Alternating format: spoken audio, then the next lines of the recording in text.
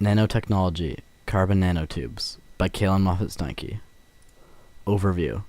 Carbon nanotubes, shortened to CNTs, are tubes made of a hexagonal mesh of carbon atoms called graphene. They have unique properties that make them potentially useful in a variety of applications.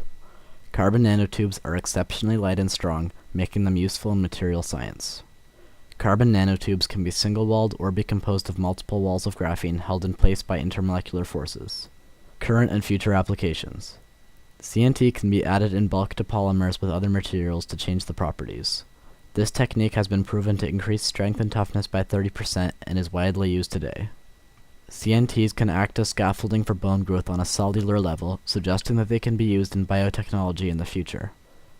Structures composed only of CNTs are orders of magnitude stronger than polymers, but currently too small and expensive for mass production.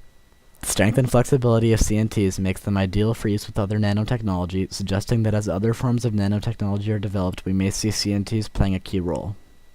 Nanotubes possess unusual thermal and electrical conductivity properties as well as magnetism, suggesting that in the future they can be used in batteries, capacitors, transistors, and other electrical systems. Health and safety. Models show that CNTs can be similar to asbestos when inhaled. Animal studies of airborne CNT exposure in high doses shows increased propagation of cancer in the lungs. Risk to workers can be mitigated using breathing masks and local exhaust ventilation, which can reduce exposure to airborne CNTs by 88% and 95% respectively. Environmental risks. There is speculation that carbon nanotubes released into the environment in certain forms could be hazardous. Given their strength and long lifespan, scientists are avoiding exposure of CNTs to the outside environment. We likely don't have to worry about airborne particles outside like we do in an enclosed space, because we believe the particles need to be inhaled in large numbers to cause damage. However, this is currently an area of speculation with further research underway.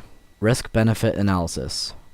Carbon nanotubes are currently prohibitively expensive for large-scale applications, which means that they can only realistically be used in microscopic amounts or as an additive to other materials.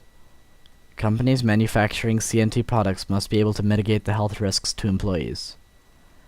CNT polymers are used widely by mainstream sports equipment manufacturers. This is the low-risk use case because its viability in the market has already been proven.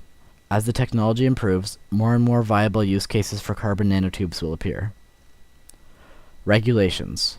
The American National Institute for Occupational Safety and Health, shortened to NIOSH, recommends no more than 1 microgram of CNTs per cubic meter of air. The levels shown to cause damage in human and animal models start at above 6 micrograms per cubic meter.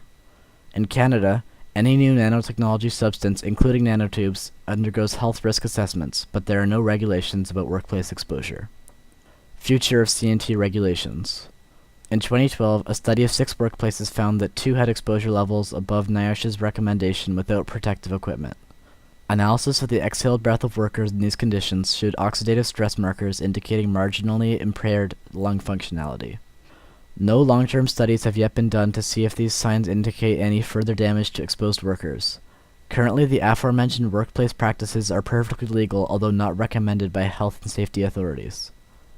Given the existing body of research showing possible harm caused by exposure above NIOSH's level, I believe that the Occupational Health and Safety Act should regulate workplace carbon nanotube exposure levels. NIOSH's review found no damage in human or animal tests below 1 airborne microgram per cubic meter. In workplaces where protective breathing masks are mandated for all workers, levels above 1 microgram are acceptable. Otherwise, the maximum level must remain below the 1 microgram per cubic meter level. These regulations are a baseline which can be updated as a scientific consensus is reached on exact exposure levels of different types of nanotubes based on long-term data and further research.